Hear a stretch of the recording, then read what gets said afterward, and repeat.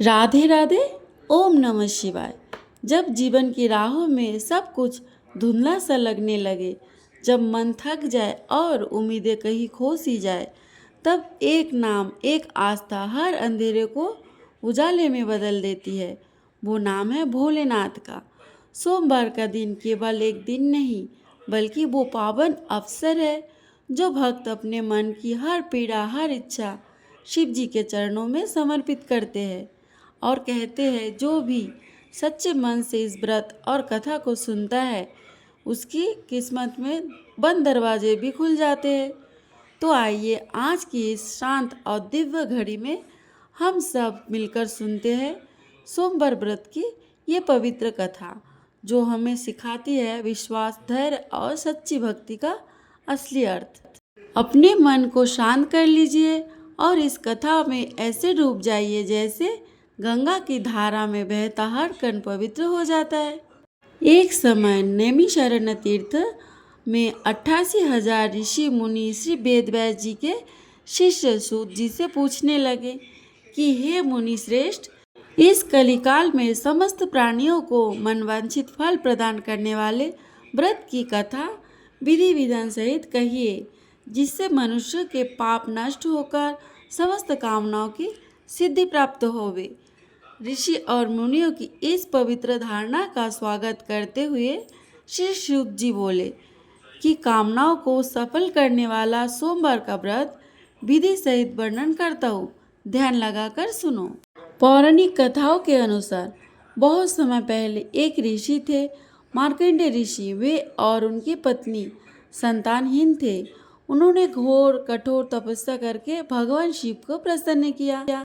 भगवान शिव उनके सामने प्रकट हुए और बोले, तुम्हें दो विकल्प मिलते हैं, एक बहुत बुद्धिमान पुत्र लेकिन उसकी आयु बहुत छोटी होगी, या एक साधारण पुत्र जिसकी आयु लंबी होगी। ऋषि ने पहला विकल्प चुना। उन्हें एक तेजस्वी पुत्र चाहिए था। कुछ समय बाद उसके घर मार्कंडेय का जन्म हुआ। बचपन से ही शिव भक्त मार्कंडेय बचपन से ही भगवान शिव के परम भक्त थे। वे रोज शिवलिंग की पूजा करते, मंत्र जाप करते और भक्ति में लीन रहते। समय बीतता गया और धीरे धीरे वे 16 वर्ष के पास आने लगा। उसके माता पिता बहुत दुखी थे, क्योंकि उन्हें पता था कि अब उनका बेटा ज़्यादा दिन जीवित नहीं रहेगा। यमराज का आगमन। जब मार्कंडेय का 16 वर्ष का जन्मदिन आया तो मृत्यु के देवता यमराज उन्हें लेने आए, लेकिन उस समय मार्कंडेय मंदिर में शिवलिंग को गले लगाकर ओम नमः शिवाय का जाप कर रहे थे। यमराज ने उन्हें समझाया, तुम्हारी आयु पूरी हो चुकी है, अब मेरे साथ चलो। लेकिन मार्कंडेय ने शिवलिंग को और कसकर पकड़ लिया और भगवान शिव का नाम लेते रहे। महादेव का क्रोध। जब यमराज ने अपना पाश फेंका तो वह शिवलिंग पर भी पड़ गया। यह देख भगवान शिव क्रोधित हो गए। शिवलिंग से प्रकट होकर उन्होंने यमराज को रोक दिया और कहा, मेरे भक्त को छूने की हिम्मत कैसे हुई। भगवान शिव ने यमराज को परास्त कर दिया। फिर भगवान शिव ने मार्कंडेय को आशीर्वाद दिया, तुम हमेशा जीवित रहोगे और सदा युवा रहोगे। इस तरह मार्कंडेय चिरंजीवी और अमर हो गए। सच्ची भक्ति में बहुत शक्ति होती है। जो भगवान को सच्चे दिल से याद करता है, भगवान उसकी रक्षा जरूर करते हैं। भक्ति से असंभव भी संभव हो जाता है।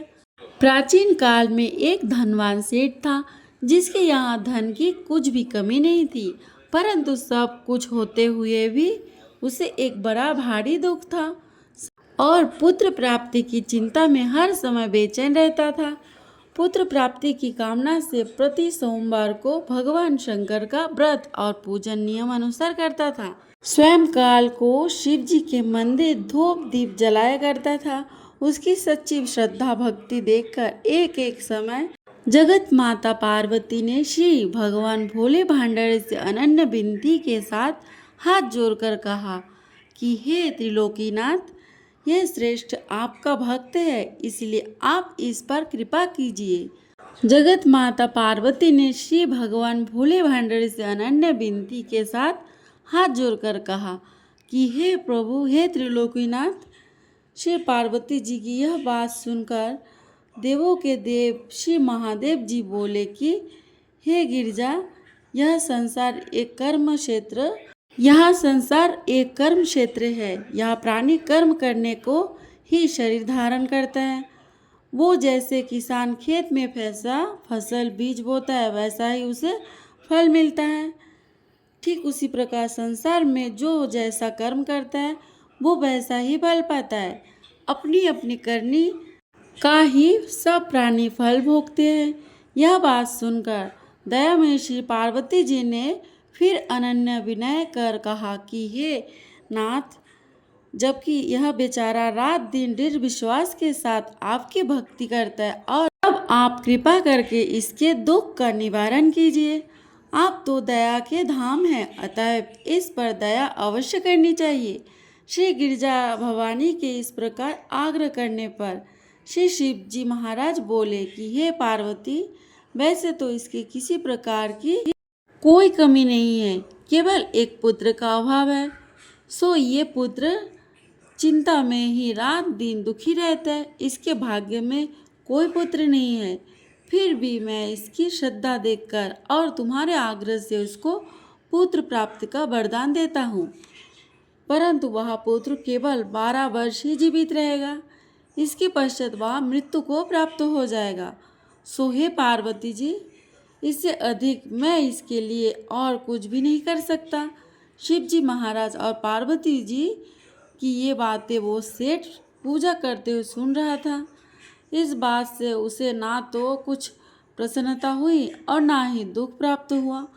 वह उसी प्रकार प्रत्येक सोमवार को श्री शिव जी महाराज का व्रत व पूजन करता रहा। इस प्रकार व्रत करते करते बहुत दिन व्यतीत हो गए। तब शिव जी की कृपा से उस सेठ की स्त्री गर्भवती हुई और 10वें महीने में उसने अत्यंत सुंदर बालक को जन्म दिया। सेठ के घर में बहुत खुशियां मनाई गई, परंतु सेठ को उसकी केवल 12 वर्ष की आयु का जानकर कोई प्रसन्नता नहीं हुई और ना ही उसे यह भेद किसी को प्रकट किया। इस प्रकार प्यार दुलार से वह सुंदर बालक 11 वर्ष का हो गया। तब उस बालक की माता ने अपने पतिदेव से कहा कि हे प्राणनाथ, हमारा लाल सियाना हो गया है, अतः किसी सुंदर गुण युक्त कन्या से इसका विवाह रचा दीजिए। इस पर सेठ ने कहा कि अभी इसका विवाह नहीं करूँगा, क्योंकि मैं इसे काशी जी पढ़ने को भेजना चाहता हूँ। इतना कहकर सेठ ने उस बालक के मामा को बुलवा लिया और उससे बहुत सा धन देकर कहा कि तुम इसे पढ़ने के लिए काशी जी ले जाओ। मार्ग में जहाँ भी ठहरो वह यज्ञ व दान दिल खोलकर करते जाना तथा भूखे को भोजन वस्त्र देते हुए चले जाना। इस प्रकार समझा बुझा कर सेठ ने दोनों को भेज दिया। वे दोनों मामा भंज यज्ञ रचाते, भूखे को वस्त्र और भोजन तथा ब्राह्मणों को दान देते हुए चले जा रहे थे। चलते चलते मार्ग में एक शहर में रुके। देवयोग से उस नगर में राजा की कन्या का विवाह होने वाला था और राजा बारात लेकर आया था। उसका लड़का एक आंख से काना था। राजा को इस बात की बड़ी चिंता थी, काने बर को देखकर कन्या के माता पिता विवाह से इनकार न कर दे। इस कारण जब उसने अति सुंदर सेठ के लड़के को देखा तो मन में विचार किया कि क्यों न इस लड़के को दूल्हा बनाकर बारात का ढुकावा करा लिया जाए, जिससे किसी प्रकार का कोई बाधा न पड़े। ऐसा विचार करके राजा ने उस लड़के के मामा से प्रार्थना की तो वे दोनों सहमत हो गए, परंतु उस सेठ के लड़के को स्नान आदि कराकर तेल फुलेल मालकर उसे बर के वस्त्र आभूषण पहना दिए। इस प्रकार उसका सौंदर्य और भी अधिक बढ़ गया और उसे घोड़े चराकर बड़ी धूमधाम से बारात का ढुकावा कराया।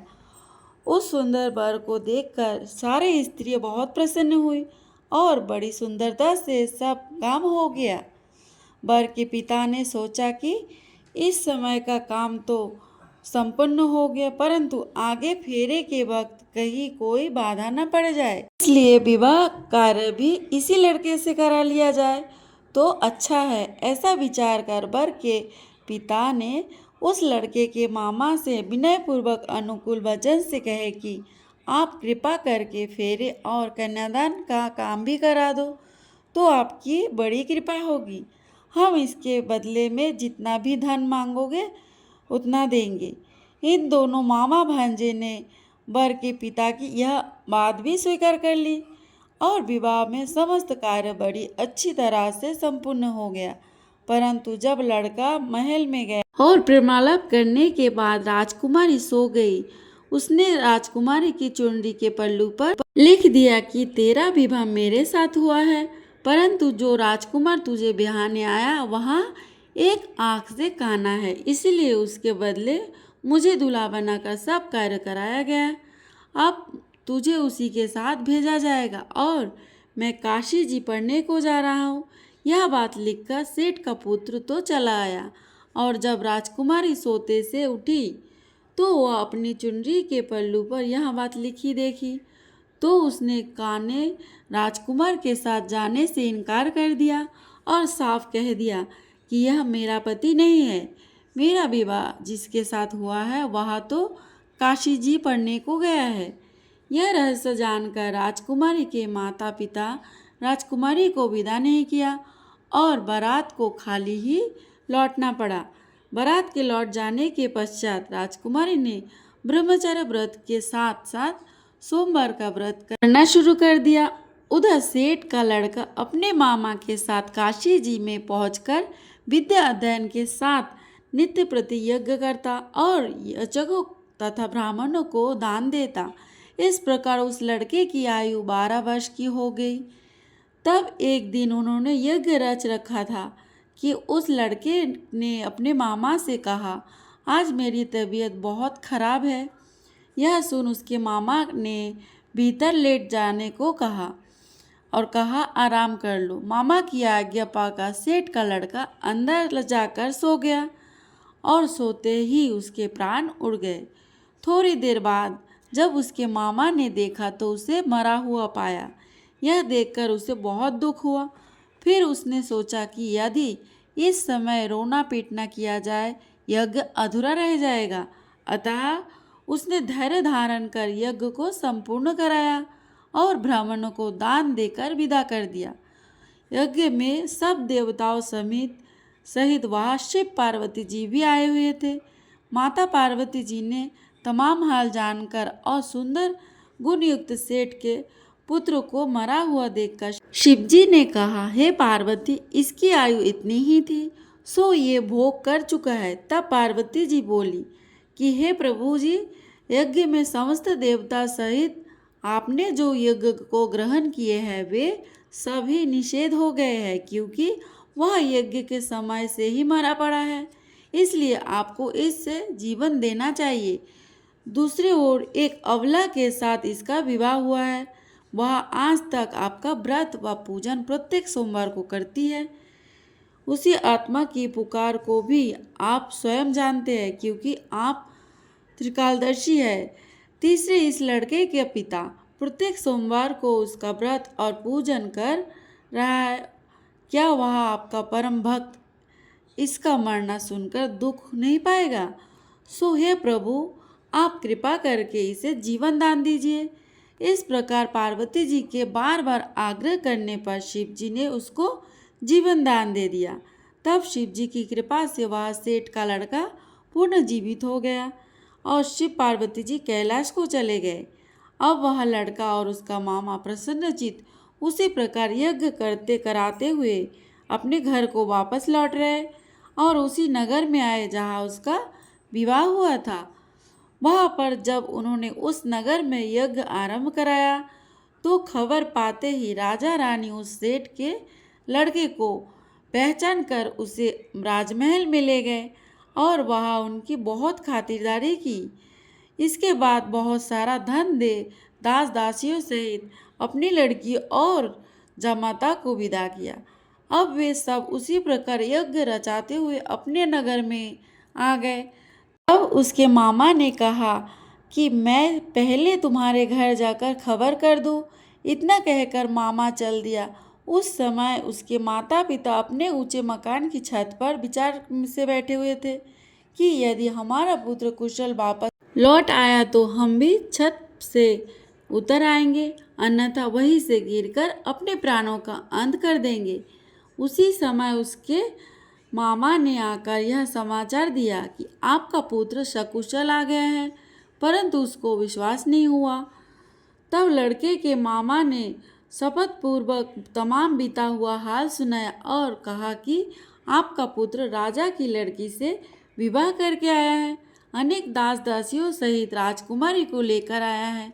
तब तो सेठ ने बहुत खुशी के साथ उनका स्वागत किया और आनंद व प्रसन्नता से रहने लगे। इसी प्रकार जो कोई सोमवार के व्रत को धारण करेगा अथवा इस पुण्य प्रदान करने वाली कथा को पढ़ेगा या सुनेगा, उसके सब दुख दरिद्र नष्ट हो जाएंगे और उसकी सब मनोकामनाएं पूर्ण होगी।